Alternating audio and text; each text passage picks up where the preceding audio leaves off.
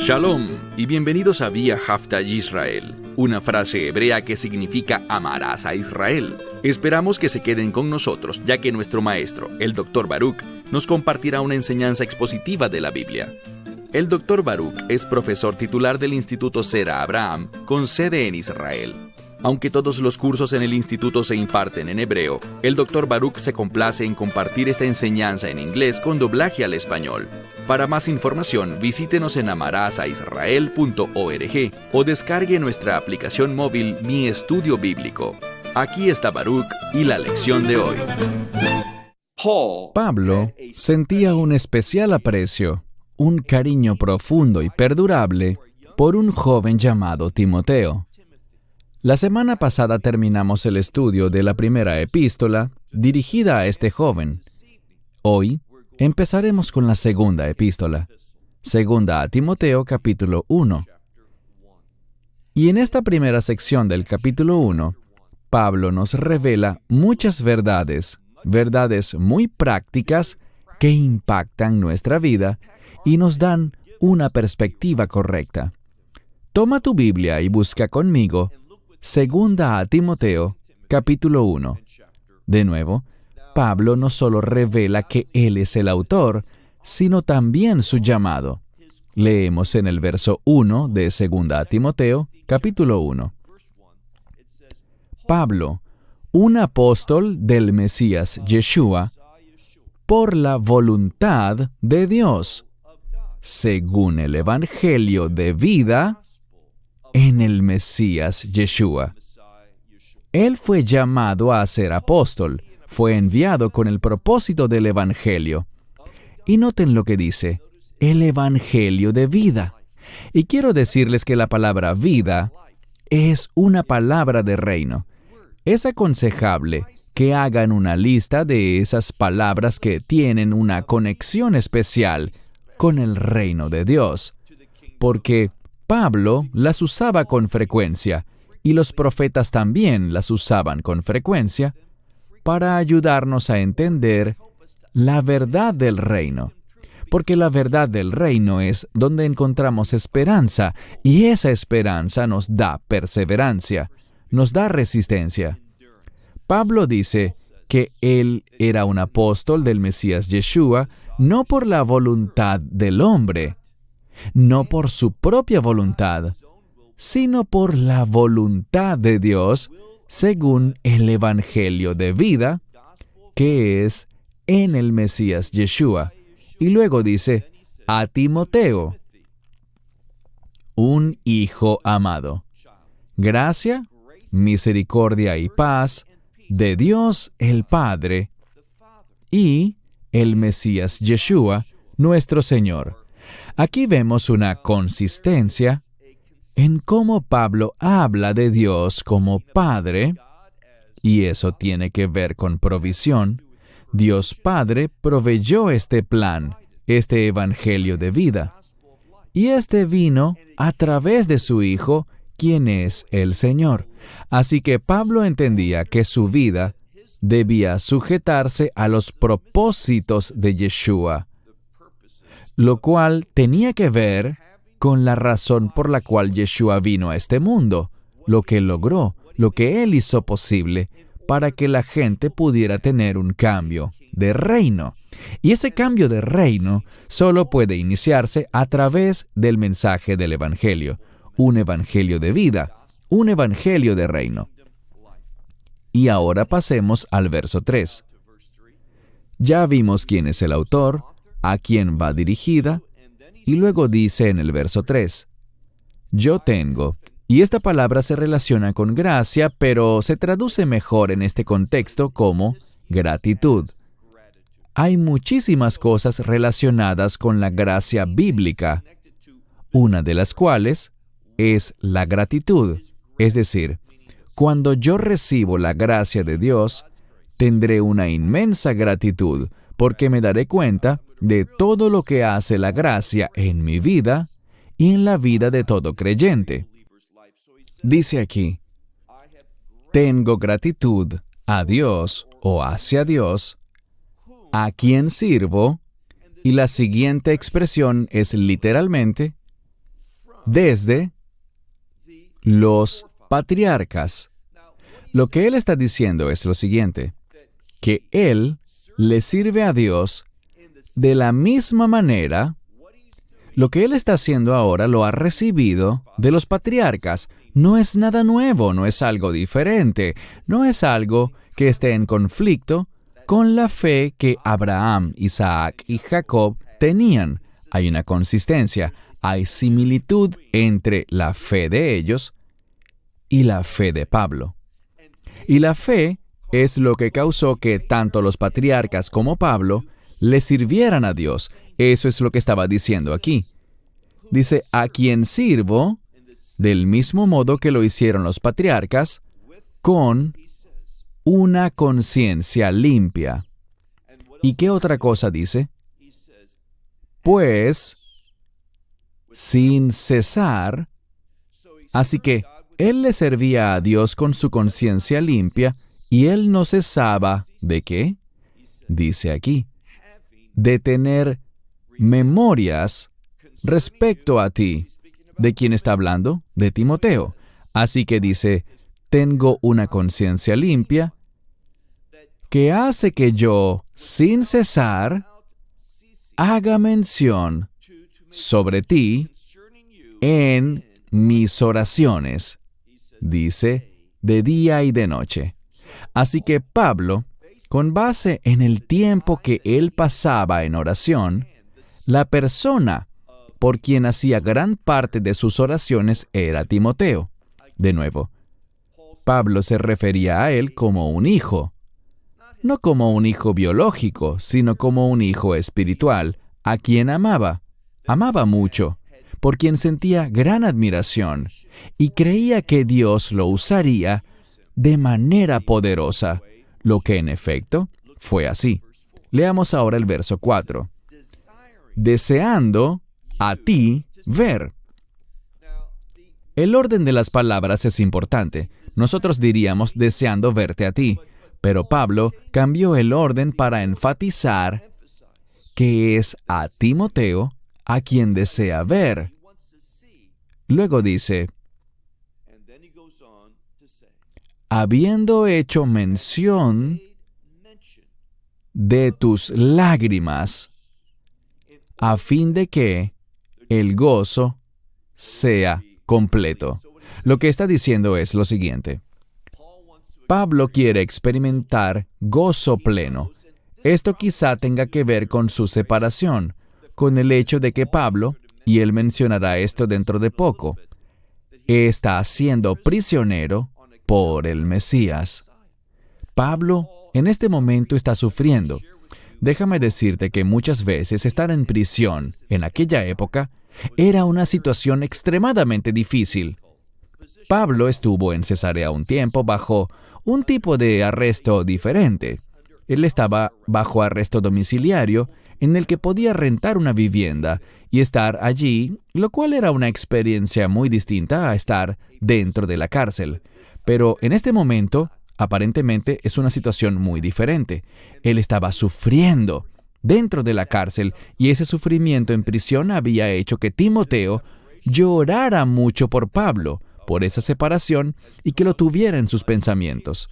Eso le causaba lágrimas y Pablo dice, deseo verte en persona, a fin de que el gozo pueda llegar a ser completo. Pasemos ahora al verso 5. Habla de nuevo sobre hacer memoria, trayendo a la memoria tu fe sincera.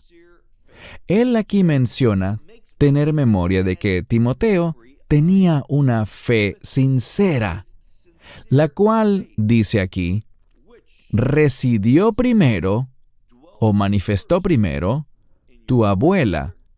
Nosotros pronunciaríamos este nombre como Loida, pero en griego es Loidi. Y tu madre, Eunice, que literalmente en griego es Euniki y significa la buena victoria. Eso es lo que significa Eunice, una buena victoria. Y vemos que estas dos mujeres fueron muy importantes. Su abuela y su madre fueron claves para el discipulado de Timoteo, para llevarlo a la fe, o al menos, tras llegar a la fe, ayudarlo a convertirse en un hombre de Dios. Y por eso habla de que esa fe sincera estuvo asentada primero en su abuela y en su madre. Ahora veamos lo que dice al final del verso 5. Y estando persuadido, esto es algo que Pablo dijo, que ha sucedido con el tiempo, y nada cambiará esta conclusión.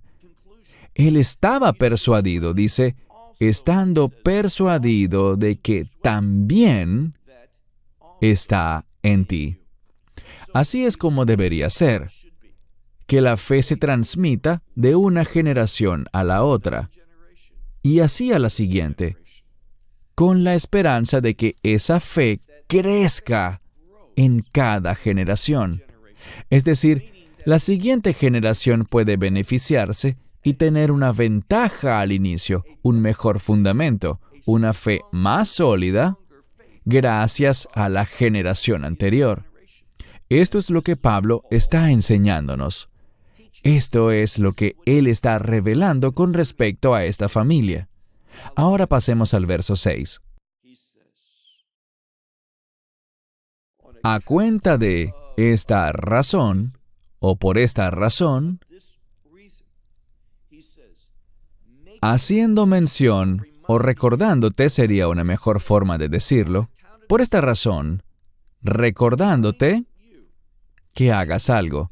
Esta palabra significa fuego, pero aquí viene a ser encender un fuego, como una especie de fuego de vida, un fuego viviente. Dice, que despiertes de nuevo, puede que en muchas Biblias lo hayan traducido así, que despiertes ese fuego viviente una vez más. Tiene que ver con encender nuevamente el don de Dios que está en ti. ¿Y cómo recibió ese don? Dice aquí, por la imposición de mis manos. Él impuso sus manos sobre él, y esa es la implicación. Pablo estaba diciendo que quería que hubiese un avivamiento. Pablo estuvo allí personalmente, fue testigo de eso, y otorgó ese don a Timoteo por la imposición de sus manos. Eso fue un nombramiento, una transferencia. Y ahora, Pablo estaba diciendo que eso necesitaba ser avivado para continuar la obra. Y veremos por qué él habla de la obra en unos minutos. Para que ese llamado que se le había dado pudiera llevarse a cabo. Pasemos al verso 7. No es fácil servirle a Dios. Era algo muy difícil en aquel primer siglo, y se hará cada vez más difícil hacia los últimos tiempos. Y yo creo que estamos en el umbral de experimentar eso. Y noten que Pablo dijo, yo creo que encierra una gran sabiduría y relevancia para ti y para mí, a medida que nos acercamos más a los últimos días. Verso 7. Porque Dios no te ha dado un espíritu de cobardía, no te ha dado un espíritu de temor. Lo que sabemos bíblicamente es lo siguiente. Dios nos ha llamado a ser valientes en la fe, a no echarnos para atrás. Recordarán que la semana pasada hablábamos de esa mansedumbre, de esa docilidad, pero no hay ninguna contradicción entre ese término de ser mansos y este concepto de no ser cobardes. Les diré lo que esto significa. Recuerden que la mansedumbre no tiene que ver contigo, es decir, con que dirijas la atención hacia ti, sino que tú te des cuenta de que eres un subordinado, de que estás en segundo plano y que es Dios quien toma el protagonismo, no nosotros. No se trata de poner la atención en nosotros, no es nuestro testimonio, sino el testimonio del Mesías, su Espíritu obrando dentro de nosotros. Sigamos leyendo entonces el verso 7. Porque Dios no nos ha dado un espíritu de cobardía, sino ¿qué nos ha dado Él? Él nos ha dado poder. Y tal vez lo sepan, todo el mundo lo dice. Es de esta palabra griega, de donde se deriva la palabra dinamita, dunamis. De manera que no tenemos un espíritu de temor, de cobardía, sino que se nos ha dado un espíritu que es poderoso y de amor y también de autocontrol. Creo que estas tres cosas son muy importantes. Tenemos el poder de amar y el poder de controlarnos a nosotros mismos, es decir, de comportarnos a la luz de la verdad. Si quieren tener una buena definición de autocontrol, el autocontrol es comportarse a la luz de la verdad de las Escrituras. La verdad de las Escrituras determina lo que hago, mi comportamiento, mis obras, mis acciones, mis palabras y pensamientos. Así que el autocontrol significa que te sometas a la verdad de Dios, a las instrucciones de Dios que encontramos en las Escrituras. Luego dice en el verso 8, por tanto, no estar avergonzado. Esto es bueno porque la palabra para estar avergonzado es exactamente como el mundo querrá que estemos, avergonzados de nuestra fe. A menudo, el mundo menosprecia la fe. Dice que la fe es para los débiles, para los que son incultos, para personas que necesitan algo a qué aferrarse. Bueno, sí necesitamos algo a qué aferrarnos, y eso es al Espíritu de Dios.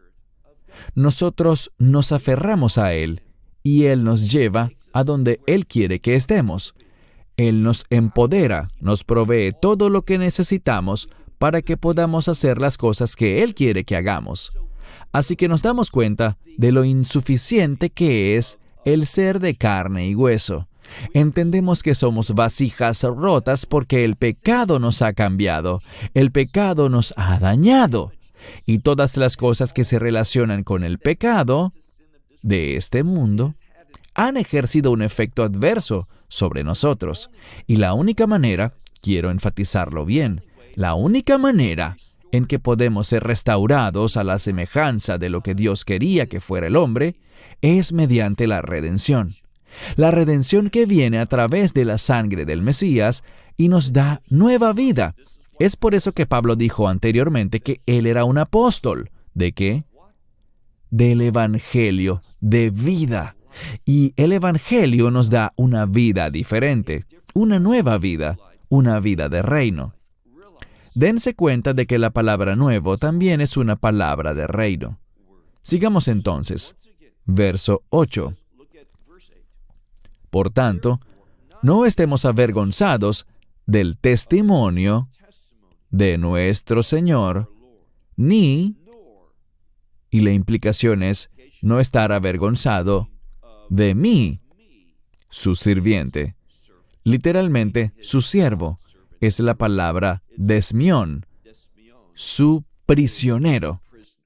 Pablo estaba diciendo que el mundo lo veía a él como a un criminal, porque andaba enseñando y predicando el Evangelio de vida y discipulando a la gente en la enseñanza de los patriarcas, del Tanaj, que es la Biblia hebrea, y la doctrina de los apóstoles. Gran parte de lo que Pablo escribió y estuvo predicando pasó a formar parte del nuevo pacto. También es parte de la Biblia. Pero Pablo usaba la mayoría de las veces la Tanaj, la Biblia hebrea o el Antiguo Testamento. Y esa nueva revelación que Dios le estaba dando se volvió parte del Nuevo Testamento, una buena parte de él, a fin de que estuviéramos equipados. ¿Para qué? Bien, veremos en unas pocas semanas, cuando lleguemos al capítulo 3 de 2 a Timoteo, que estamos equipados para toda buena obra. Esto es lo que olvidamos a veces, que el poder de Dios, el Espíritu Santo, es para equiparnos y que podamos hacer buenas obras. ¿Saben qué cosa no vemos en las Escrituras? No vemos el comportamiento ridículo de creer que alguien va para un servicio y ¿qué ocurre? Están en el servicio y se tumban al piso por la unción del Espíritu. Se ríen, gimen y se quedan allí tirados. Lloran, ríen y todo eso. No vemos nada de eso en la Biblia, como una expresión bíblica. Yo diría, con mucha severidad, que esas expresiones no son del Espíritu Santo, sino de un espíritu impuro, de un espíritu impío. Estoy consciente de que tomar una posición como esta, mucha gente pensará que es divisionista, que no estamos animando a nuestros hermanos. A veces no somos llamados a animarnos los unos a otros, sino que somos llamados a escarmentar, a exhortar, a poner las cosas en orden. Y puedo asegurarles que hay momentos en que uno sabe que la unción te está guiando, que hay verdad allí. Pero ese comportamiento que se expresa de muchas maneras diferentes de un supuesto cristianismo, no es una expresión del Espíritu Santo. Es algo demencial, es demoníaco. A Dios no le agrada que la gente se ande revolcando en el suelo, haciendo ruidos, gritando, a veces en tormento. Eso no es de Dios, eso es del enemigo. Por tanto, Pablo estaba diciendo a Timoteo, recuerda, debes avivar nuevamente ese don que está dentro de ti. Y no te avergüences del testimonio del Señor. Y el hecho de que el mundo me haya hecho prisionero por su causa, por hablar la verdad, eso no debe ser un motivo de vergüenza, es lo que le está diciendo Pablo a Timoteo. Bien, ahora pasemos al final del verso 8.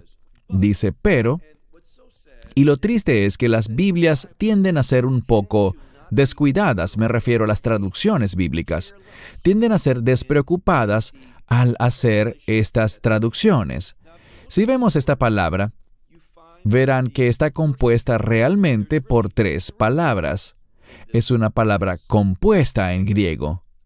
Tiene la palabra sufrimiento, tiene la palabra para sufrir juntos, y también tiene una palabra que casi siempre es ignorada en todas las traducciones al inglés, al menos, y sería interesante ver si también es ignorada en otros idiomas.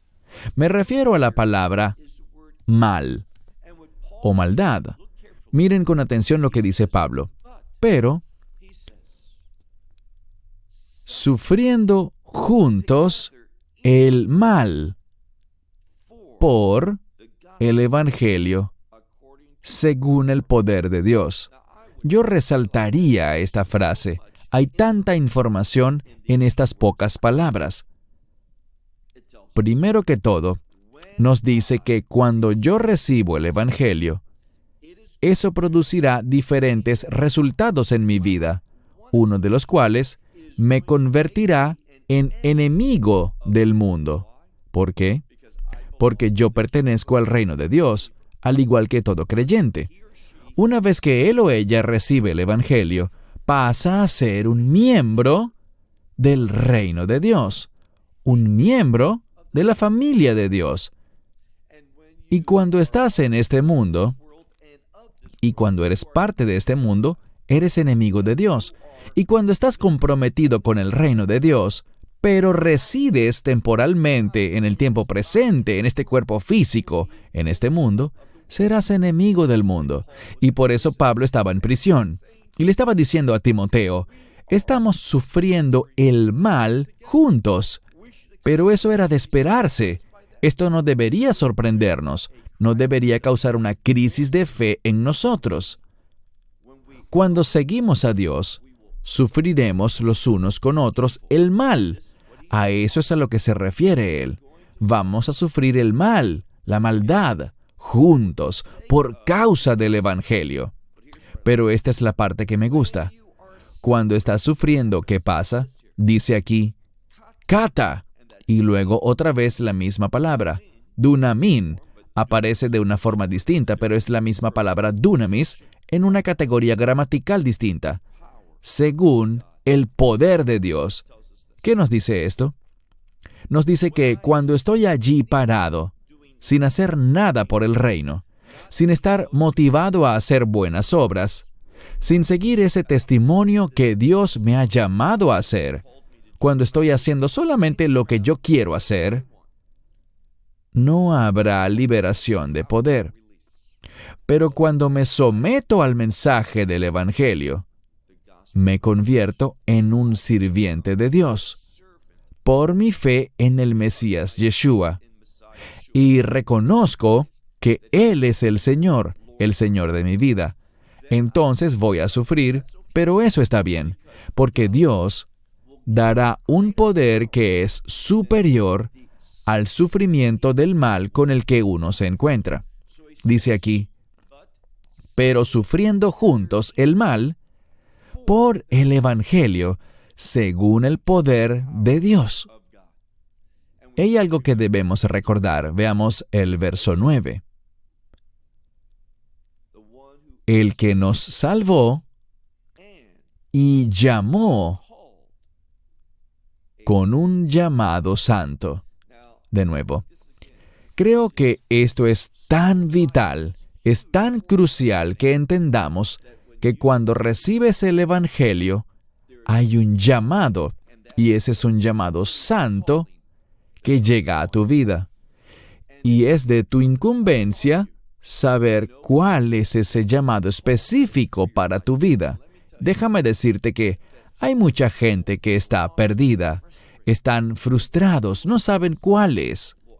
A medida que empiezas a servir a Dios, poniendo en práctica su palabra, sus instrucciones, sus mandamientos, muestres obediencia a las generalidades que Dios manda que todos hagan, a medida que te sometes a eso, Dios te hará saber, Él te guiará, Él te orientará, te dará la revelación sobre cuál es el llamado específico para tu vida.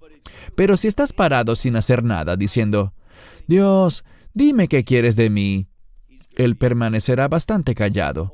Solo cuando le sirves, cuando haces lo que la palabra de Dios manda hacer a todos los creyentes, es allí cuando recibirás esa revelación. Él va a guiarte hacia ese plan personal que Él tiene para tu vida.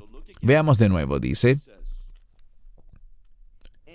y llamando un llamado santo, no conforme a nuestras obras, es decir, no conforme a lo que hacemos, sino conforme a su propio, y luego tenemos una palabra que quiere decir por su propio, tiene un prefijo. Esta palabra significa designar algo de antemano. Podríamos traducir esto como que Dios tiene un propósito predeterminado para tu vida. Desde antes de la fundación del mundo, Él ya te conocía y tenía un plan para tu vida. Y es solo en el Evangelio cuando entras en una relación de pacto con el Mesías Yeshua y empiezas a actuar y demostrar su señorío sobre tu vida. Cuando tú demuestras que Él es el Señor de tu vida, entonces Él va a guiarte y revelarte ese llamado santo que Él tiene para ti. Y Él te revelará ese propósito preconcebido que Él tenía para ti. Y también, dice aquí, la gracia que nos ha sido dada. ¿Cómo? Él usaba esta expresión una y otra vez, en el Mesías Yeshua, y el término en significa en una relación de pacto con el Mesías Yeshua. Y noten algo, la mayoría de las Biblias no traducen esto correctamente. Si leemos aquí, vemos la palabra cronón. La palabra cronología es un orden de tiempo.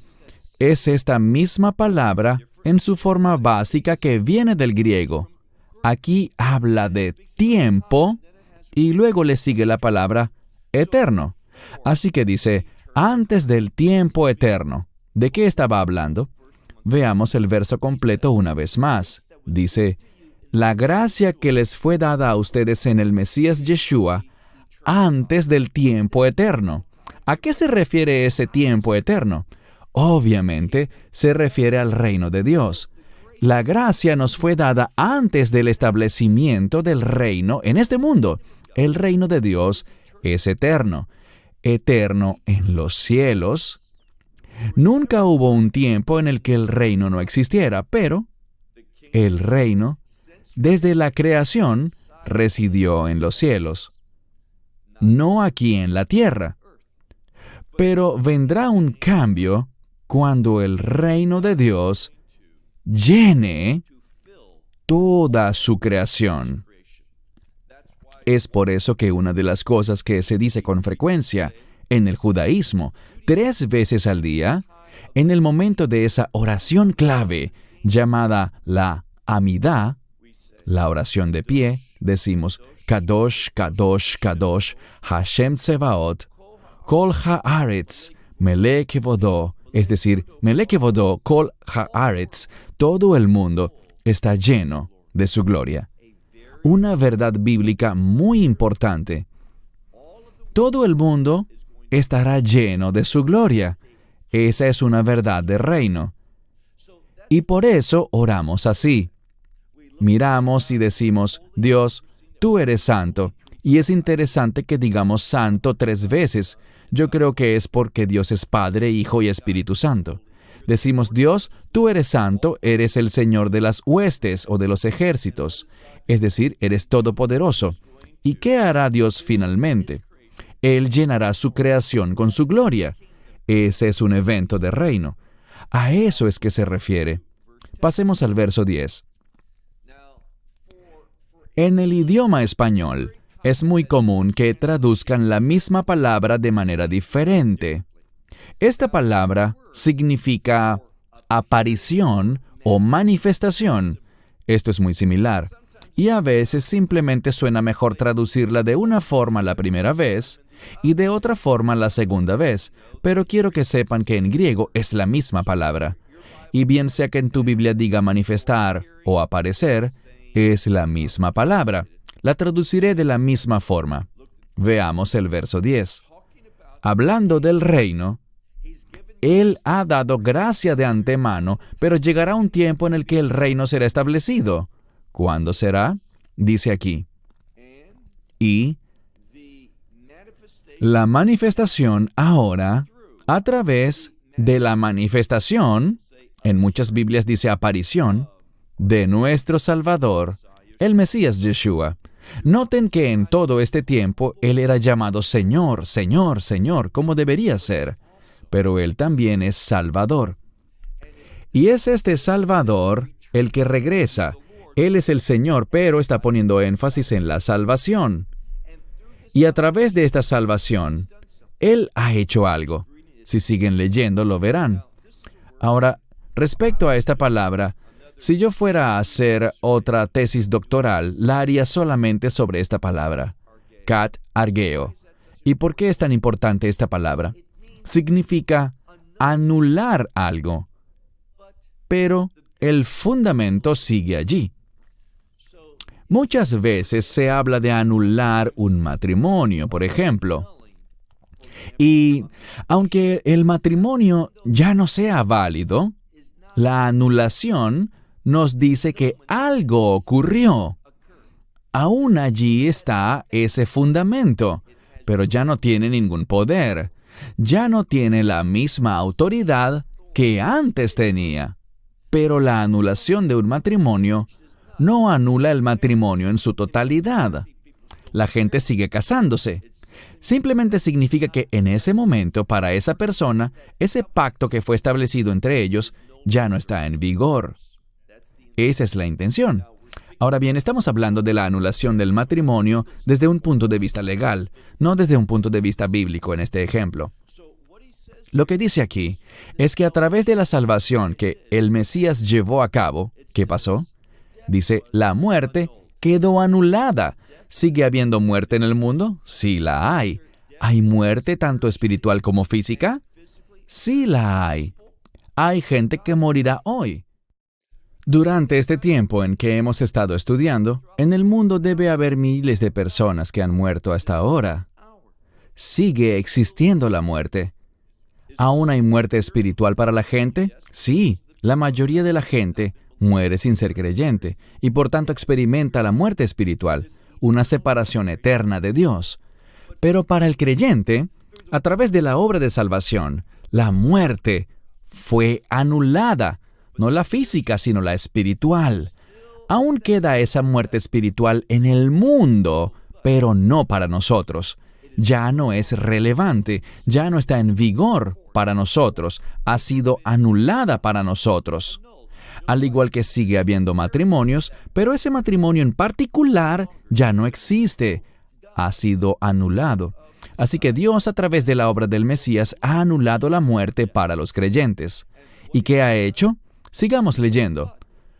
Pero en contraste con la muerte, o con esta muerte, Él ha traído a la vida, ha traído a la luz la vida.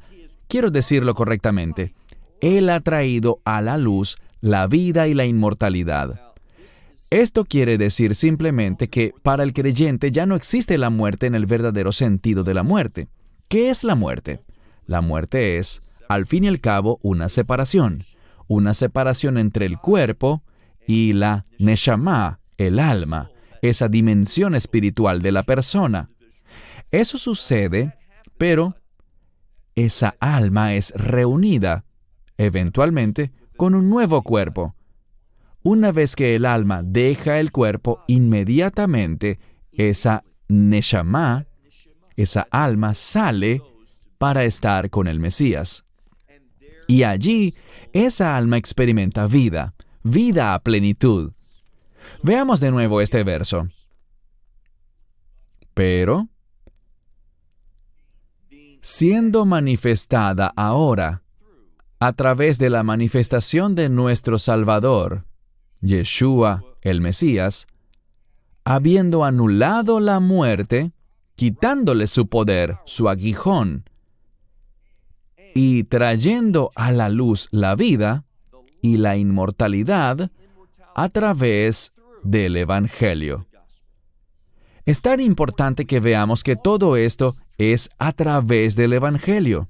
Una de las cosas que te aconsejo que hagas es estudiar este pasaje por tu cuenta y veas todos los beneficios del Evangelio que se nombran en tan solo unos pocos versos. Que estudies lo que este pasaje dice sobre el Evangelio. Veamos el último verso de hoy, el 11. Aquí Pablo habla sobre este Evangelio. Noten que el Evangelio era el fundamento de su vida. Todo lo que él hacía, su llamado como apóstol, estaba enteramente relacionado con el Evangelio. El Evangelio le dio inicio a ese llamado, pero luego también él siguió caminando dentro del mensaje del Evangelio. Entonces dice, en el cual, y esta palabra significa ser puesto. Podríamos traducirlo como ser apartado, pero no es la palabra usual para decir santificación, es simplemente la palabra que significa ser colocado. Así que Pablo ha sido colocado, ha sido ungido, dice, por el cual he sido puesto, y luego dice dos cosas. Dice, predicador. Este es alguien que predica. Quizá en otras traducciones hayan usado la palabra heraldo, alguien que proclama algo, que anuncia algo. Pero también dice que es un apóstol. Y no solo un predicador y un apóstol, sino que también dice la palabra maestro. Y si tienes una buena traducción bíblica, una que esté basada en el Textus Receptus, verás un término adicional. Se trata del maestro de los gentiles. Y quiero concluir con una idea muy importante, y es la siguiente. Pablo entendió algo. Pablo entendió que Israel tenía un llamado para con las naciones, y Pablo quería ser un judío fiel, un descendiente fiel de Abraham, Isaac y Jacob. Entendía que ese pacto abrahámico era un pacto de bendiciones para todas las personas, y es una pena que la mayoría de las traducciones modernas no incluyan ese término de las naciones o de los gentiles. Pablo entendió el llamado de Israel, y es a través del Evangelio, y solo a través del Evangelio, que ese llamado de Dios para Israel puede cumplirse. Y ese es el fundamento verdadero de lo que motiva nuestro trabajo. Hemos estado, seguimos estando y seguiremos estando enfocados en el mensaje del Evangelio. No es nada más un mensaje de salvación, es eso y mucho más. Es un mensaje que trae a la luz, como vimos aquí. Es un mensaje que trae a la luz la vida que cada uno de nosotros debería experimentar, tanto en este mundo como en el mundo que vendrá. Cierro con esto. Hasta la próxima semana, cuando continuaremos con este primer capítulo de 2 a Timoteo. Y hasta entonces, que Dios les bendiga. Shalom desde Israel. Shalom from Israel.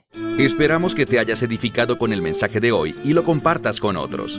Te invitamos a seguir nuestros estudios cada semana por este canal y por el portal de YouTube de Amarás a Israel. También puedes descargar nuestra aplicación móvil gratuita, Mi Estudio Bíblico. Finalmente, para obtener más información sobre nosotros, visita nuestra web amarasaisrael.org, donde encontrarás otras conferencias de Baruch en audio, video y texto. Hasta el próximo programa. Que el Señor te bendiga en Yeshua HaMashiach, Jesús el Mesías, mientras caminas con Él. Shalom desde Israel.